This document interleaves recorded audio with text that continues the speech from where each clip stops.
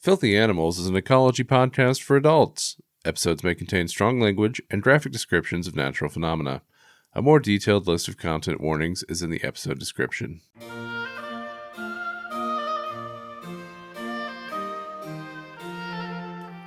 Welcome to Filthy Animals, a sex, drugs, and ecology podcast where science educators talk about the adult activities of the natural world. Every month, we'll expose you to the latest research on topics your high school science teacher was too embarrassed to talk about. I'm Nicole. I'm Alan. And I'm your host for today, What? Rachel, here to talk about sex. What? Wow. On this Whoa. podcast? Yeah. Specifically in the context of sex and gender. Oh. Yeah, sex not as like a verb, but as a characteristic. Damn. As a noun. As a noun. Adjective? No, it's a noun. Definitely not describing. Hang on a second. I thought about this when I was researching it, and I was like, what? Because like sex can also be a noun in the sense of like they are having sex. Anyway, we're talking about like sex as in sexual characteristics. Yes. And gender. Not really talking about gender, but I think that I'm going to open up this topic rather by kind of establishing what specifically I'm talking about and what specifically I'm not talking about. Just as a refresher, gender is a made-up social construct or social contract. A lot of people say this is a human thing, a thing that people made up because you can't really ask animals about gender. However, there are arguments and research and points of view that would assign gender and gender roles to animals because there are things outside of sexual characteristics that might be assigned to primarily one sex, but like maybe certain members of the other sex will perform those gender roles. Like there's trans lions is like a colloquial way to describe like some of the behaviors that you see in terms of like, you know, performing a gender. But anyway, sex in this context is a set of physiological characteristics in sexually reproducing organisms. And there's a lot of sexually reproducing organisms. So it can look like a penis or a vagina, or it could look like flowers, you know? Yeah. Gender is like an assigned, performed, expressed social thing. Different cultures or historical snapshots in time, if you're looking at people, will reveal differences in what a gender is supposed to be or do, or even how many genders there are. Largely human. We're not talking about that today. Sex is what we're talking about today, which can be male, female, intersex, and the most important sexual characteristics will involve gamete formation. So those related reproductive organs. The gametes, sorry for the biology. This whole podcast is a biology lesson. What am I apologizing for? The gametes can be eggs, sperm, spores, etc. And this is a pretty complex topic. Just as an example, fungi don't even have male and female sexes. One species might have 4 sexual identities. They call them mating types, which is like a fungus-specific thing. And another might have 23,000 different sexual identities. And there might also be like secondary characteristics associated with one of the gamete-producing assigned types or sexes. For example, coloration, muscular changes, hair as in a lion's mane, the size of the body, etc. So that's what we're talking about today. Well, actually, we're going to get more specific than that. But yes. You said I assumed. You said there's one species of fungus that has 23,000 iterations of like sexual characteristics. Correct. Yeah. That's crazy. That would be. I erased the name because it was just a scientific name that I didn't think anybody would ask me about. So. Yeah. Well, that's a kind of a that's a interesting thing to say. Yeah. You know, I'm just in awe of whoever cataloged all that because right? that sounds True. Woo. Yeah. Wild. Okay. Yeah. And so like, I mean, obviously sexual characteristics go far beyond like chromosomes or genes. We're going to get into that today because it's really freaking cool. And I do want to make to your, amazement here, I'll make a further point that it is not uncommon for fungus species to have literally thousands of different sexual identities that they can be. Yeah. And in some of them, they are looking for like a match to their sexual identity, and for others, they're looking for a non-match, like the opposite sexual identity or whatever. So the way that they select their mates it's a whole thing. Yeah. Interesting. Yeah. Yeah. Fungus are wild. Yeah. So basically, sexual characteristics and even sexual identities are not simple. Sex determination of embryos is also complex, not always genetic. Sex determination referring to, of course, whether the embryo turns out male or female or some other sex. Phenotypes, that's like the way you look. And genotypes, that is the genes that you have, can express themselves very inconsistently. And hundreds of fish alone are so fluid in their expression of sexual characteristics, including which organs they have, that the species are functionally hermaphroditic because they're just fluid. And I think this is important to talk about because right now there are extremists in power weaponizing their 6th grade level understanding of biological sex to trample on human beings' civil rights. And I think it would be nice to chat about how complex sexual physiology actually is. And that's just in animals, which are not people, because just as a reminder, people are sentient and capable of introspection and individual expression. Correct. Yes. Right. I can't tell you how many tweets, Facebook posts, etc., where I've seen somebody saying, sounds like somebody failed basic biology. There's only male and female.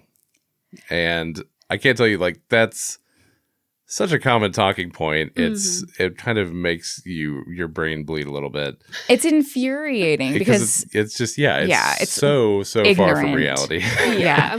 And I do want to like separate out like the conversation of human sexuality and expression from biology, because I do think it's not fair to like the experience of people who are trans, for example, to be like, well, biologically you can be intersex and therefore, because like it's such a complex topic for people and it's a very personal expression of who you are. And sometimes I worry that if you're like, well, actually, you can have like 3 sex chromosomes and you can have, biologically somewhere in between male and female, is kind of reductive to the way that humans express themselves and experience reality. Sure. You know what I mean? Yeah. But also biological sex, like you said, is freaking complex. And I don't need somebody who clearly got like a D in their 6th grade biology class lecturing biologists on what sex is. Right. Yeah. I mean, setting aside, the entire world of human sexuality and gender, like just the assertion that, well, you're scientifically illiterate because you think there's more than 2 sexes is what is like just so frustrating. Because it's like, it's not in no species is it simple. Probably, you know what I mean? Like in no species is 100% straightforward. Yeah. So 100%. So like, okay, obviously this is a really big topic that I just laid out, and I laid out those things because I want us all to be on the same page going into the episode. But specifically today's episode, I'm going to be looking at animals that, as sexually mature adults, transition their sexes, which means becoming physiologically male, female, or something else when they had previously lived their lives as another sex. And sorry, I wasn't going to get into gender here, but I'm realizing now, like, hey, you know what? Like, not only are they physiologically changing their characteristics, but they are also changing their social behaviors in the group. So, I mean, is that gender? That's a different topic. Somebody go into that sometime. Okay, so what do we call this? What is happening? Why, you know? To get scientific about it, this would be considered sequential hermaphroditism. Okay. In plants, it's called dichogamy. Dichogamy? Yes. Dichogamy. Yes. With a G? With a G. Like Spell gamete. that. Like dichotomous key and gamete. Dichogamy. Cool. Okay. Yeah. Good. We're not talking about plants today because that was a whole other thing. Wow. I'm sorry. But basically the animal or plant's sex changes at some point in its life. And I'm sure that you guys already can think of examples of that. Mm-hmm. Oh, give examples Sure. right Clownfish. now. Yeah. Clownfish. Cool. What do you know about clownfish? I mean, I don't know how much of it is like true. Yeah. Like the story is the social hierarchy, blah, blah, blah, and then they change sex. But I mean, Interesting. Okay. you know, like Yeah. that's the story that I've been told. I've not looked into like scientific articles on it. So, Mhm. Yeah. because it feels a little sexist.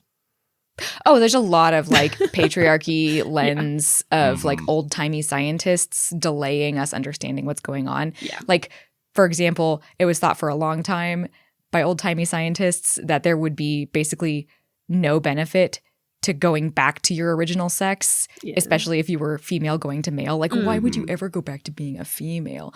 Yeah. And now as we've matured as civilization, we're realizing, oh, animals do that because there is advantages. Yeah. Yeah. Anyway, Hmm. probably when you're thinking of hermaphrodites, you're thinking of simultaneous hermaphroditism, which is where an individual will have simultaneously both gamete producing organs in their body. This is like penis fencing flatworms, right? Where like every flatworm, marine flatworm, has penises and ovaries, sperm producing testes, etc. And they just like duke it out with their penises to see who can stab the other one first, and then whoever stabbed got to be the guy in that relationship. Mm-hmm. Sure. Yeah. Yeah. So this is transitioning. And it can be either an optional step in their life stage, or it can be like an obligatory step in their life stage. There are animals that might change from male to female, female to male, or be like bi-directional where they can go either direction. And sometimes they will have multiple transitions over an individual's life, depending on the species, if they're like a bi-directional species. Sure. This change is usually triggered by the environment or social cues. For example, being the largest fish. You might become a different sex. Currently, over 500 species of fish are known to be sequential hermaphrodites of some kind, which is crazy. Yeah.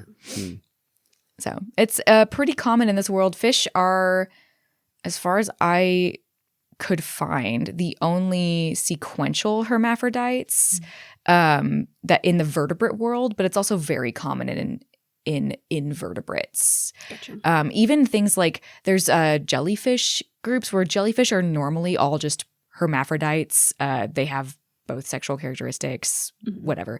But there are some jellyfish that are sequential hermaphrodites where they are just one or the other and they transition. Interesting. Yeah. I don't think about jellyfish enough. They're so fun. I really find jellyfish fascinating. Yeah. So to begin, not that I haven't been beginning this whole time. Hang on. Let me To continue. to continue. I want to pause and like get out of the like headspace of just talking about theory and just give you an example of a fish that we've studied quite a lot of.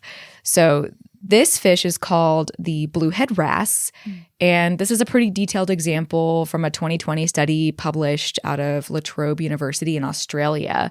I've got a picture of a little school here.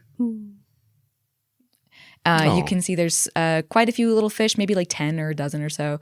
A lot of them are yellow. They're pretty slim little fish, pretty narrow. Mm-hmm. They have yellow bellies. And then there's one fish in the group, noticeably different, Mm-hmm. has the eponymous blue head. Yes. Yes. And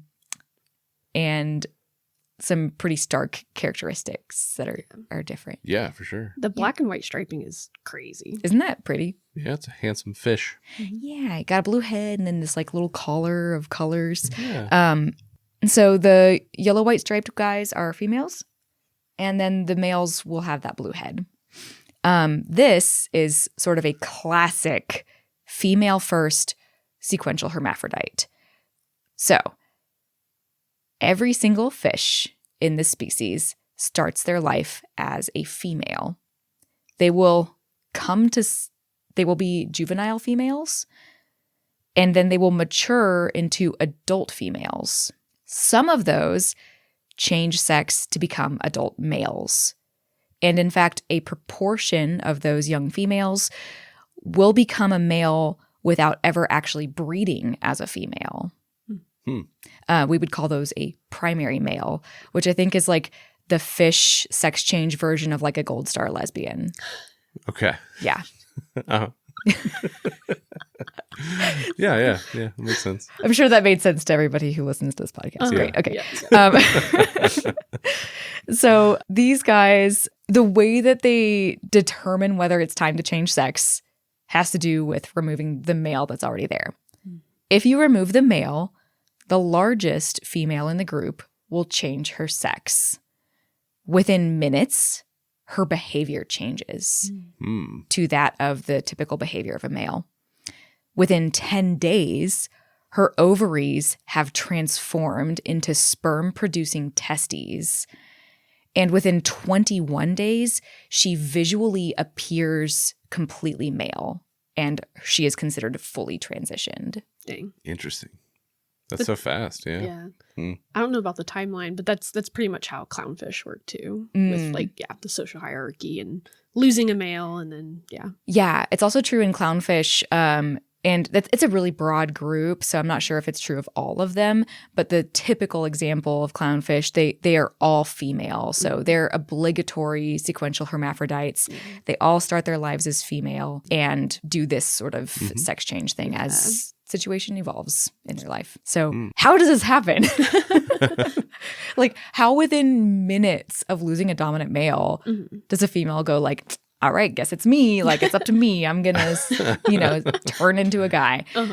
In this species, we have linked a lot of this to cortisol, which is the stress hormone. This seems to be, at least in this species, how that transition starts. The cortisol triggers the expression of genes that leads to this transformation. And this is really interesting because we were just talking about in one of our podcast episodes how environmental factors like temperature in some fish and reptiles determines how the embryo develops sexually. And this is the same thing in some of those cases too, where it's like, oh, the temperature being different increases the stress hormones, which affects how the genes are expressed, because the genes are all there. Sure. All of these organisms, like a lot of reptiles, fish, etc., they have all the genes required to be whatever sex. Yeah. But then how are they expressed? So obviously sex hormones have a lot to do with this. The cortisol is changing how those genes are expressed. The genes that regulate estrogen production shut off almost immediately. And the genes responsible for male hormones, androgens, turn on almost immediately. So the sex hormones change first. And then ultimately, all of this is regulated by epigenetics. So that's, the big picture, how the DNA is rolled up, how genes are being expressed. Because again, all the genes are there, Mhm. but the activity of those genes, like which ones are available to change the body, changes. Yeah.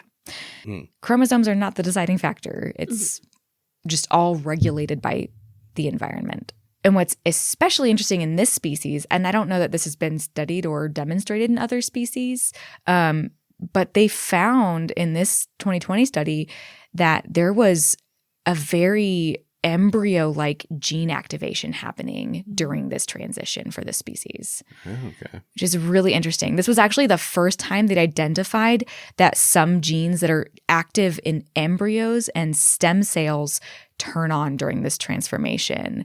To quote from the actual article, these genes keep cells in a neutral embryo-like state from which they can mature or differentiate into any tissue type. They can also revert differentiated cells to an embryo-like state. So they are literally taking cells that have already differentiated in that embryonic development and just reversing, like they're Benjamin buttoning themselves back into an embryonic state so they can then grow testes. Sure. Isn't that crazy? Yeah. Yes. I mean, yes, that is crazy. Yes. Yeah, that's so cool. Most cells don't do that. Yeah. Yeah. God, no, just I don't understand how bodies work and stem cells and stuff. I get it, but I don't get it, Yeah, it's just weird. It's weird. I mean, yeah, that's fair. Yeah. That's That's a good. No, that's just a good. That's a good. That's a good general approach to how I feel about most biology. So, it's I get it, but what are you talking about? Yeah, for real. Yeah. So that's what's going on, and that explains a lot why the organs are changing first in this species, at least, before they even develop a blue head or whatever. Those secondary sexual characteristics are developing in response to basically the testes developing and stuff. Interesting. Crazy. So cool. It is. Yeah. And again, I don't know how translatable that is to other species. Sure. We do know that in some species of fish, a lot of the studies have, been done on fish because they're cool and vertebrates. And so we think that that's extra neat compared to worms, I guess. Yeah. Lame. But with some fish, we do actually see that there is, whichever direction the sex is changing, there might be tissues left over in the new reproductive organ that are the original or prior sex that they were. So a fish that develops ovaries may have some testicular tissue still inside those ovaries, not functional, but just kind of like a remnant of their former life. Yeah. That's crazy. Yeah, interesting. Yeah, which is very different from shrinking back and undifferentiating and then growing something new. Right. Okay. So, taking a step back a little bit, basically adult sex changes in the fish world or the worm world or whatever this might be, is just one piece of this whole sex determination process. In a lot of species, an individual can also make choices about being male or female before they ever sexually mature. And there's also much more complex patterns than what we see in the blue head wrasse. So gobiodons, which is a little goby species, or goby group rather, are female as juveniles, but they can directly mature into either adult males or adult females instead of maturing as adult females first. And both of those adult sexes are capable of continuing to change sex throughout their lives in any direction. Oh, okay. And the decision, because there is a process of decision-making going on here, whether it's hardwired or social or an individual choice, it's all a plastic or fluid, basically, response to factors that are going on around them. Sure. Yeah, how does an animal decide which one of them is going to become a different sex. Yeah. They're making some sort of decision process there. Right. So basically there's this whole continuum of how sexual differentiation, deciding if you're male or female, is timed that completely transcends embryonic development and embryonic boundaries. So for sequential hermaphrodites, they can choose to become male or female at various critical moments throughout their lives where it is beneficial or necessary to do so. And that's pretty freaking neat. So basically what I'm trying to say here is that it's not like we know at month 3 they're going to turn into males. Like it is a fluid process of decision making. Sure. Yeah.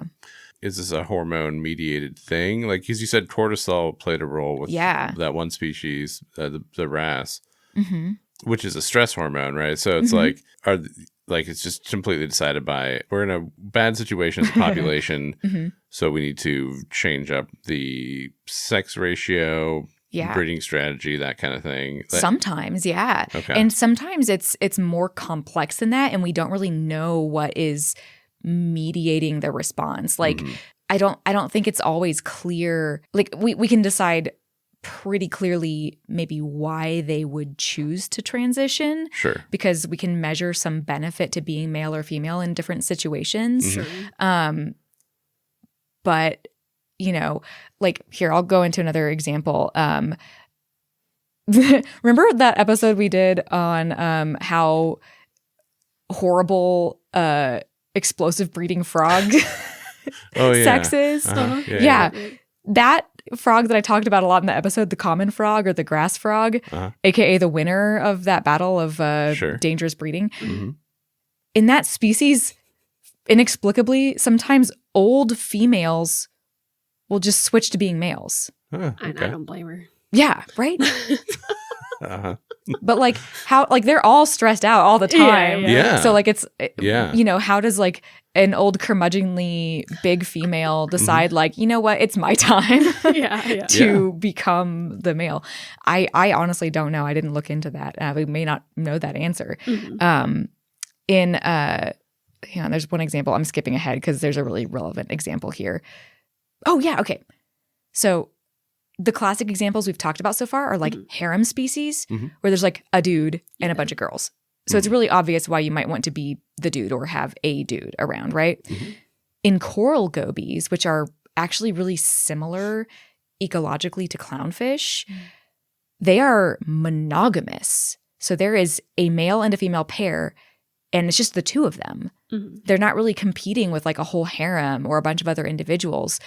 And they also change sex. So in this species, if their coral or one of their partners dies, the survivors or survivor in that pair may go off and look for a new partner. And if they find a partner that's available, that's the same sex as them, one of them will change sexes. That's true love right there. Yeah, they're like, oh, you and me, we can make this work. I don't know how they decide which one of them changes sex. But I mean, we can see why this is beneficial because you have to spend a lot less time looking for a new partner if you can just change sex to become a monogamous pair that can sexually reproduce. No, it's true love. It's not. You're right, Nicole. It's true love. Yeah. No, but I mean, that's a great point. Like, if the sex ratio could be totally fluid. Then I mean, it's like why, God, that makes it so much easier. Yeah, seriously. And this is a bidirectional species, so they can just keep changing sex their whole life. If you have a really bad season and you're the love of your life, if I'm using Nicole's, the love of your life, your soulmate just keeps dying every month. You can just keep changing sex to be with your new soulmate. Like, Nice. Well, that's efficient. Yeah.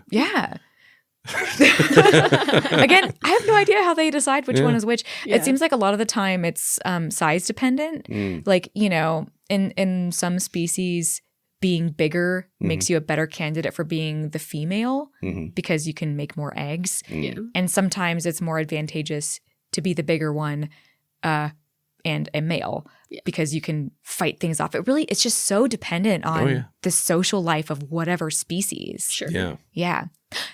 In a worm example, the polychaete worm Ophryotrocha, which is also a monogamous species. These worms will form little breeding pairs. And in each pair, the larger one is the female. And the males actually grow more quickly. So the males will eventually overtake the female in size and then switch to being the female in the pair. And they'll just keep like outgrowing each other and changing sex. Wow. That's fascinating. Just reciprocal sex change. Yeah.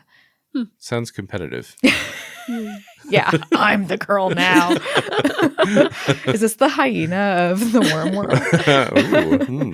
world? Yeah, so it's reciprocal, it's fluid, and it can occur in a number of different breeding strategies. Yeah. Fun, right? Yeah. Going back to like a classic example, I'll break down anemone fish for you, which is like clownfishes. There is a pretty classic example of the Amphiprion percula species of anemone fish or clownfish. Like a lot of clownfish, they all start out female, and then they have a social group of non-reproducing fish that all live together in the anemone. So again, ecologically, very similar to that little goby, where they just like go find a new partner and then switch sex. But in this case, if one of the breeding pair, there's like a dominant breeding pair, if one of them dies, then the replacement mate is always from that non-breeding pool of fish.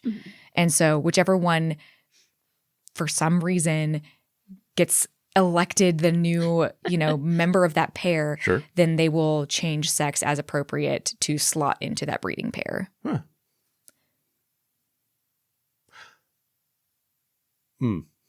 Okay. Yep. Yeah, no. I'm keeping up with it. The diversity is mind-boggling. Isn't it wild? And again, this is like just looking at animals that change sex as sexually mature adults who have already lived their lives technically capable of reproducing. Sure. Yeah. Yeah. Wild, right? In other groups, they kind of lock it down early on and lost this characteristic. But like there's a really interesting difference there where, evolutionarily speaking, fish are capable of this. And then like reptiles kind of lose it, but they don't lose, but they still have like all the gene expression required to be whichever sex. And that's crazy. Like that's so different from like your standard mammalogy. Yeah. Yeah. I mean, if we think of like, fish as being like a more basal kind of thing, it's interesting that they retain so much of that. Because I mean, fish bodies are capable of doing crazy, crazy things. If you think about even just like, like fish that go from saltwater to freshwater in their life cycle. You're talking about like a complete extreme transformation of the body within a single life. So like I wonder why is that retained, or why did it become so much more rigid as you go from reptile to mammal to Yeah, and I have no idea because it at least in these groups it seems really beneficial. But it's also true that a lot of fish have like rigid like social structures, or maybe rigid is not even the right word. Some of them are quite rigid and some of them are very fluid. And so having the capacity to be that fluid in how you slot yourself into that community is really beneficial. Yeah. Also, there's a lot of like death in fishes that drives some of this too. Fair. Yeah. It's a high pressure environment. That old ocean. Yeah. That is a really good point about like sociality though. Because I mean, most reptiles are not super social. And like, I mean, birds are, but like fish are, I feel like they're on kind of a different weird own level. Like they're schooling together. They need each other in like a really fundamental way that you don't really see outside of like mammals, which again, for whatever reason, don't display this. Yeah. Right. Yeah. And in fact, we really don't see this in terrestrial stuff much at all. I got kind of pissed off, to be honest, because there was an article and I traced it, but like It's also on Wikipedia, which might be how this like got started. I don't know who is out here using AI without fact checking anything to write Wikipedia articles, but it is causing damage. There was a they just casually listed the Mormon fritillary butterfly as a sequential hermaphrodite, and I was like, what? And so like I looked this up and I tracked it back to Wikipedia, and on Wikipedia in the same freaking article on sequential hermaphroditism, it's like, there are no terrestrial examples. So anyway, the Mormon fritillary is, and I was like, I don't understand, because I couldn't find anything about this butterfly being a hermaphrodite, and I finally figured out that it's somebody who is just stupid, because there's a word in insects called protandry, which means that in insects, males appear earlier in the season than the females. So like the caterpillars just metamorphose earlier in males versus females. And that just happens to be the same word that they use in sequential hermaphroditism to say that you are starting your life as a male and then switching sexes. So it is not the same thing. And somebody just didn't fact check this and is just spreading lies that are demonstrably false. Right. No, I see how the confusion would happen. But it's not. Oh, it made me mad. The Mormon butterfly does do some really fun stuff, but it's been a couple years since I've looked into them. Yeah, and it does not change sex. It does not do that.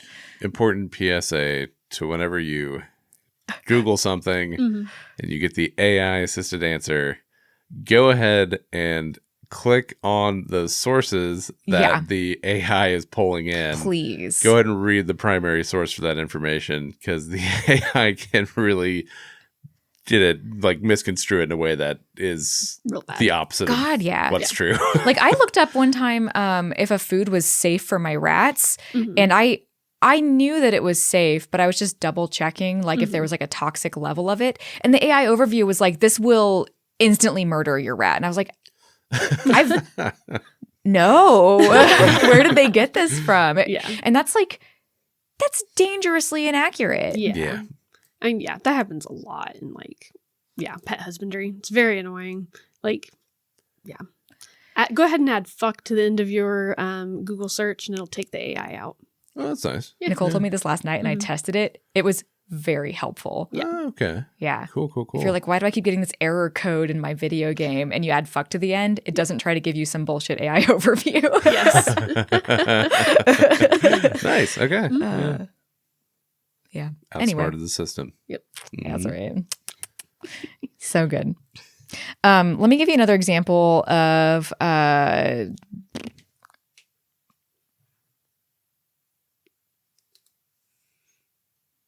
sorry, let me remind myself I got so off track there. Let me give you like a really tangible example of why it can be super useful in a species to be this fluid, right? So there's a little goby, a very tiny, small reef fish called Trimma okinawi, and it is... I've been skipping these words like protandry and progyny because it's weird. It's prohibitively scientific. Yes. But it's a protogynous sex change where that means they start proto as females, gyne. So a female, when she becomes the largest individual, becomes the male. Cool. Okay.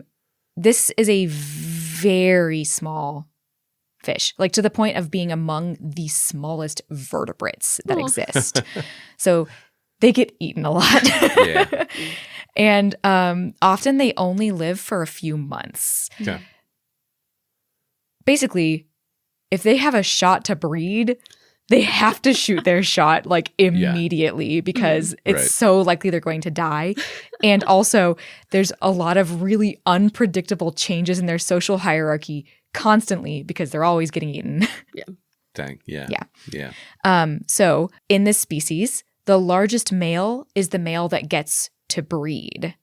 And if you're a tiny fish who could die at any moment and might only live for a few months, hanging out and waiting for a spot to open up is not a great strategy, right? Mm-hmm. So in this species, that bidirectional sex change is a great solution. A fish, if they become the largest fish in the group, can switch to a male sex and shoot their shot as a male, but then choose to go back to female later on if they end up subordinate to a larger male. Okay. Sorry, I know that was it's a solid strategy though, because like if you're the top fish, it's not risky at all to just switch sexes and become male, because if your neighborhood community goby flock over here, whatever they call it, school, whatever. Okay, bird brain. Listen, fish is like one of my big blind spots, okay? If the other group over there has like a total disruption and the school just crashes and this giant male comes over to your group and suddenly you're the subordinate again, like no big deal. Just go back to being a female and you can still shoot your shot in your like last month you have left alive. Yeah. So as those unpredictable changes occur, you can just kind of go with the flow and be like, hey, no big deal. I'll just go back to being a lady. It's fine. You can have your moment. Right. And I'm not going to wait for you to die, hopefully, to get to reproduce again. Yeah. Fair. Yeah. So if you can change sex all the time, how do you decide when to change? I want to talk about this a little bit because it's better understood than the physiological things. I've basically told you everything I know about how they can physiologically change sexes. So like, why does the timing occur? And what are the different reasons why you might change your sex? Here's one example. The bucktooth parrotfish, which is a harem species, might choose not to change sex for certain reasons. In this species, the largest female usually declines to change sex. Okay. Which is different from a lot of the ones we've talked about so far. When the dominant male is removed, one of the smaller females will actually elect to become the male. And that's because like with those worms and some other things we've talked about, at a certain point along the growth scale, the big females just get more out of being a female and dumping a lot of eggs. Right. Whereas if you're a smaller female, it might be a better strategy for you to be a male and dump a lot of sperm out there. Sure. And this is a harem species, so it is kind of counterintuitive to think of like, oh, you have like a bunch of females around. Obviously, scattering a lot of sperm would get you the most reproductive success. But there's a tipping point where just being so big as a female means it's even better to be a girl. Yeah. They might choose to change sex quite early, too. So in the spotlight parrotfish, they are a female first hermaphrodite, and they often change sex to male very early on in the species instead of waiting later in life. That's because as another piece to this mystery, there is very little chance of actually getting to breed as a male early on in life. So it's not like they can be dudes and then get to breed. Like the largest male in the group is the one that gets to breed. So then why would you be a male early on? Right. Because you grow faster and you're less likely to die. Okay. Yeah. Okay. Yeah. Non-reproductive males grow faster and reproductive males die a lot. The territorial reproductive one. Yeah. So in this species, it's advantageous to be a male early and also not be the male getting laid. Because statistically, there's actually just as much benefit to doing that as being a breeding female. And if you grow really fast, then when that older male who's more likely to dies, you're already a male and it's easier to slot into that role. You don't have to change sex at that point. Sure. You're just ready to go. Right. Yeah. Cool. Yeah. So pretty neat. Also in other species, depending on how their little fish society works, it might be that your likelihood of running into an open harem is higher. So it might be good to be a dude because you can swim around and find a bunch of ladies needing a guy and like cut off the female trying to transition sexes and just be like, hey, I'm already here and I'm ready to go. Yeah. Okay. Yeah. It can also be advantageous to wait until later on in life to change sexes. We've talked about some of the examples of that, but I have a shrimp that waits for a totally different reason. This is a male first species. So they all start off as males and their lifespan doesn't last more than 18 months. This shrimp is called Lysmata wardemani, and they only get like 1 or 2 breeding seasons because of how fast they die. Sure. Cool. Yeah. Gotta make it count. Yeah. Yeah. So if a young little guy joins a population early on in the breeding season, they will change to female. They will choose to change. That's because they get a lot of benefit out of being a female in this situation. But if a guy joins the little breeding population later on in the season, in the breeding season, they may delay changing their sex to female until the start of the next breeding period. Now, if it's more advantageous to be a female reproductively, why would you wait on the off chance that you survive long enough to get another shot? And that's because it turns out that there is a survival benefit to being male during the non-breeding season. Right. So it's very situational. And if you're joining the breeding pool later on, you might as well stay a guy and have a better chance of surviving until the next breeding season. Okay. If that makes sense. Yeah. And then you can try your luck out as a lady next time. And we say, okay, so we're saying the females in those situations have the higher reproductive success because it's because it's there's so many factors that go into it, but like in this species they have a higher reproductive success as a female. Like they're more likely to have offspring out in the world if they breed as a female. Well, so is it like a mixed paternity thing? Like okay, so because it's like, well, if I'm a female, then all of these eggs are mine. Yeah, exactly. This is all my genes. If I'm a male, it's like, well, I got a small proportion of that clutch. Like hopefully some of those babies she's carrying are going to end up being mine. Right. Yeah, exactly. Makes sense. Yeah. So as you can see, it's really, really complicated. Yeah. And it's so dependent on just like whatever the social situation is in any of these populations. And like just not even the species itself and how the species functions socially, but what's happening in the local community. Like locally, you might have a population where like they're changing into males very quickly because of whatever weird food chain is happening there, right?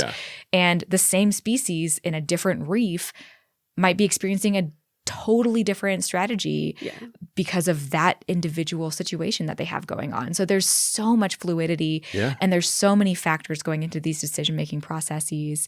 And there's no cut and dry answer to which sex is most advantageous for any given species or any individual group of animals. It's so variable, and I guess that's why it makes it so easy to see why this strategy continues to be really common. It's obviously doing them a lot of good.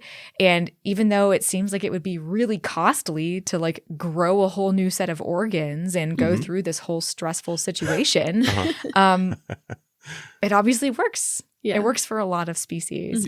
And we still have a lot to learn in this department too. So, for sure. Yeah.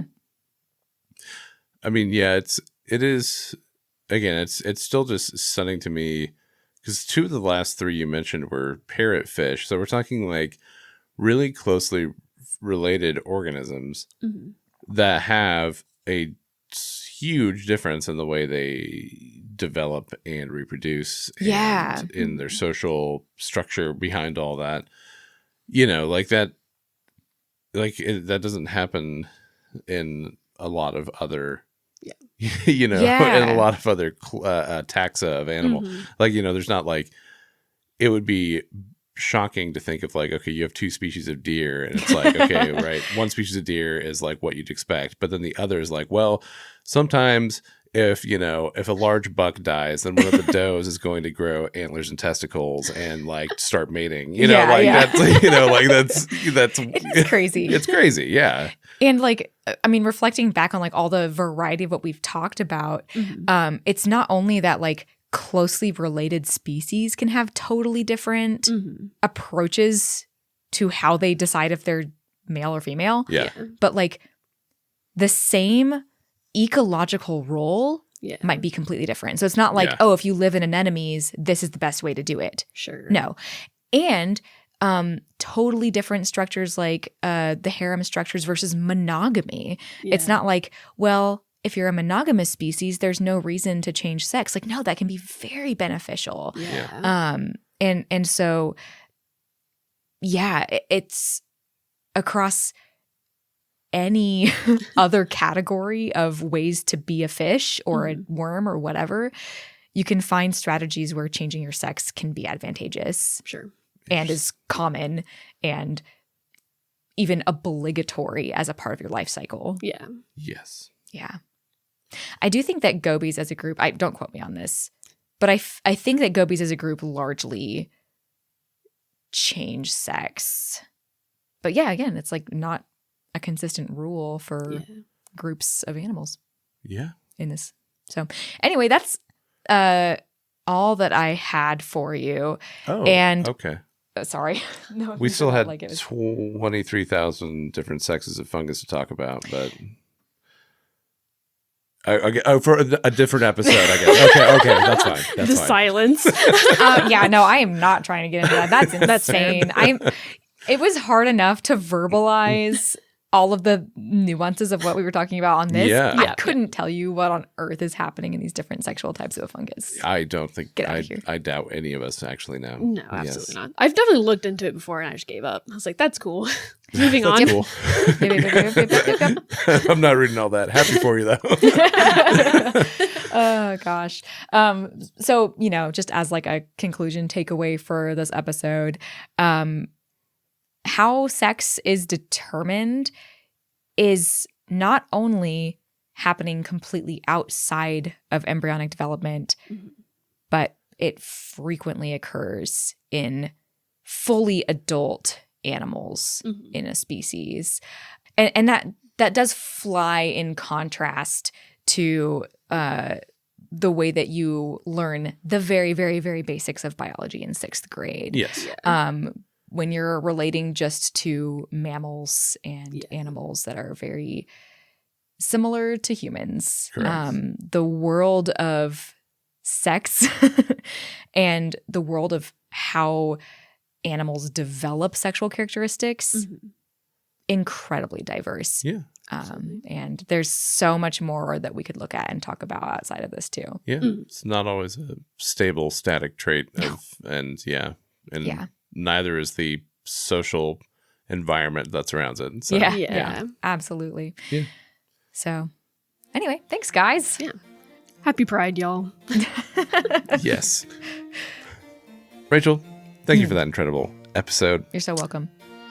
And thank you, dear listener, for listening to us, Filthy Animals. Well, we're not Filthy Animals. We are the podcast, Filthy Animals. This podcast is produced by the nonprofit GrasslandGroupies to spread scientific literacy in the interest of preserving our favorite natural resources. Yeah. Send us mail at 4925 South Broadway, number 69. Nice. Wichita, Kansas, 67216. Other social media and contact info is in the notes. And Rachel, do you have any brain bleach for us? I gotta say, that wasn't like it wasn't uncomfortable or anything. Yeah, it was just a nice little, Yeah. I guess my parting thought is like, humans aren't animals and are capable of thinking deeply about themselves and how they want to appear in the world. And we should just leave people alone. Stop being dicks to people. Yeah, leave Stop people being the assholes. fuck alone. Leave people the fuck alone. Yeah. Yeah. They're human beings. They're sentient. Yeah. They have internal worlds. They can tell you how they feel. Just fucking ask them. Yeah. You know? Yes. Gender is a spectrum. Fucking leave. God, just leave people alone. Mind your own damn business. Mind your own damn business. Yeah. Well, that didn't feel like brainwave, but it needed to be said. It did. If you don't want to leave people alone, I'll beat you.